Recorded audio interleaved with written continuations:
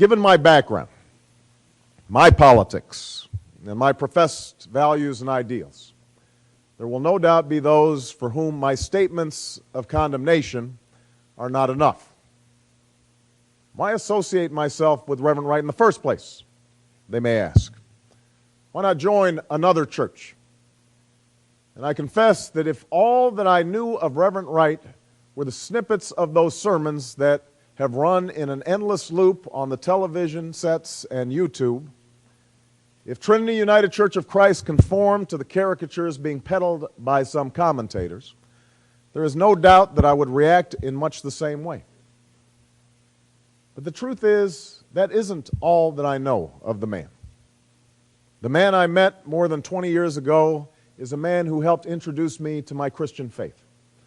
A man who spoke to me about our obligations to love one another, to care for the sick, and lift up the poor. As imperfect as he may be, he has been like family to me.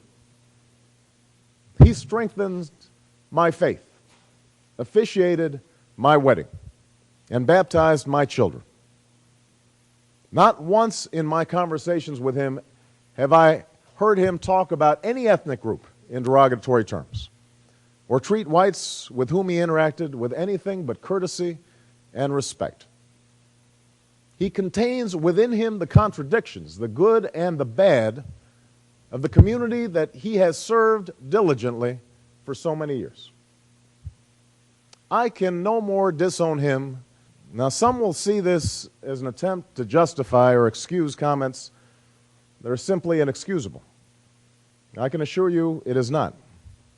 And I suppose the politically safe thing to do would be to move on from this episode and just hope that it fades into the woodwork.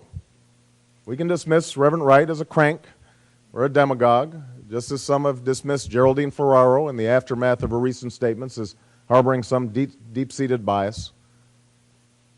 But race is an issue that I believe this nation cannot afford to ignore right now. We would be making the same mistake that Reverend Wright made in his offending sermons about America, to simplify and stereotype and amplify the negative to the point that it distorts reality.